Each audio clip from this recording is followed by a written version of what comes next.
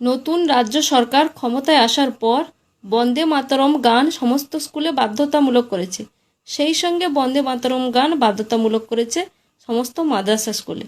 কিন্তু এই আইন বা এই নিয়ম মাদ্রাসা স্কুলগুলি মানতে রাজি নয় এবং সেই সঙ্গে তাদের সঙ্গে সাথ দিলেন সিপিআইএম নেতা বিকাশ রঞ্জন ভট্টাচার্য এবং এই নিয়ে তিনি হাইকোর্টে যাচ্ছেন কেন মাদ্রাসাতে এই বন্দে মাতরম গানটি গাওয়া হবে। আমি ভাবতেই পারছি না যে এরা সিপিআইএম নেতা বিকাশ রঞ্জন ভট্টাচার্য রাজ্যের ক্ষতি করছে না তো।